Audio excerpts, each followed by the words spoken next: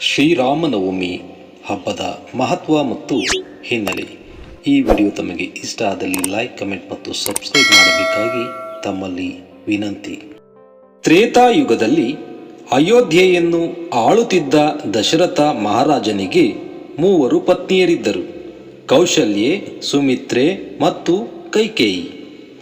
ರಾಜ್ಯದಲ್ಲಿ ಎಲ್ಲ ಸುಖ ಸಂತೋಷಗಳಿದ್ದರೂ ದಶರಥನಿಗೆ ವಂಶವನ್ನು ಮುಂದುವರಿಸಲು ಮಕ್ಕಳಿರಲಿಲ್ಲ ಎಂಬ ಕೊರಗಿತ್ತು. ಆಗ ಕುಲಗುರು ವಸಿಷ್ಠರ ಸಲಹೆಯಂತೆ ದಶರಥನು ಪುತ್ರ ಕಾಮೇಷ್ಟಿ ಯಾಗವನ್ನು ಮಾಡಿದನು. ಯಾಗದ ಪೂರ್ಣಾಹುತಿಯ ಸಮಯದಲ್ಲಿ ಅಗ್ನಿದೇವನು ಪ್ರತ್ಯಕ್ಷನಾಗಿ ಒಂದು ಪಾತ್ರೆಯಲ್ಲಿ ದಿವ್ಯವಾದ ಪಾಯಸವನ್ನು ನೀಡಿದನು.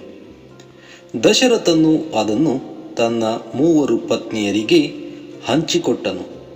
ಇದರ ಫಲವಾಗಿ ಚೈತ್ರ ಮಾಸದ ಶುಕ್ಲ ಪಕ್ಷದ ನವಮಿಯಂದು ಕೌಶಲ್ಯೆಯ ಗರ್ಭದಿಂದ ಶ್ರೀರಾಮನು ಜನಿಸಿದನು.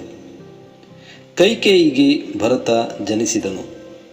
ಸುಮಿತ್ರೆಗೆ ಲಕ್ಷ್ಮಣ ಮತ್ತು ಶತ್ರುಘ್ನರು ಜನಿಸಿದರು. ಭೂಮಿಯ ಮೇಲೆ ಅಧರ್ಮ ಹೆಚ್ಚಾದಾಗ ಮತ್ತು ರಾವಣನಂತಹ ರಾಕ್ಷಸರ ಉಪಟಳ ತಾಳಲಾರದಿದ್ದಾಗ ಭೂಲೋಕವನ್ನು ರಕ್ಷಿಸಲು ವಿಷ್ಣುವು ಮನುಷ್ಯ ರೂಪದಲ್ಲಿ ರಾಮನಾಗಿ ಅವತರಿಸಿದನು. ರಾಮನು ತನ್ನ ಜೀವನದುದ್ದಕ್ಕೂ ಮರ್ಯಾದ ಪುರುಷೋತ್ತಮನಾಗಿ ಬಾಳಿ ಸತ್ಯ, ಧರ್ಮ ಮತ್ತು ಏಕಪತ್ನಿ ವ್ರತಕ್ಕೆ ಮಾದರಿಯಾದನು. ರಾಮನವಮಿಯಂದು ಭಕ್ತರು ರಾಮ ಮಂದಿರಗಳಲ್ಲಿ ವಿಶೇಷ ಪೂಜೆ, ರಾಮಾಯಣ ಪಾರಾಯಣ ಮತ್ತು ಭಜನೆಗಳನ್ನು ಮಾಡಲಾಗುತ್ತದೆ. ಕರ್ನಾಟಕದಲ್ಲಿ ರಾಮನವಮಿಯ ವಿಶೇಷವೆಂದರೆ ಬೆಲ್ಲದ ಪಾನಕ, ಮಜ್ಜಿಗೆ ಮತ್ತು ಹೆಸರುಬೇಳೆ ಕೋಸಂಬರಿಯನ್ನು ವಿತರಿಸುವುದು.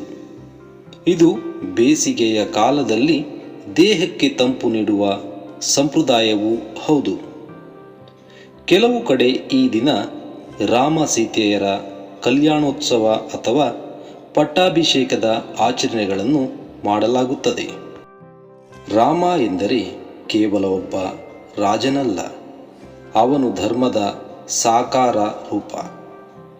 ರಾಮೋ ವಿಗ್ರಹವಾನ್ ಧರ್ಮಃ ಎಂಬಂತೆ ಅಧರ್ಮವನ್ನು ಅಳಿಸಿ ಧರ್ಮವನ್ನು ಸ್ಥಾಪಿಸುವುದೇ ಈ ಹಬ್ಬದ ಮುಖ್ಯ ಸಂದೇಶ.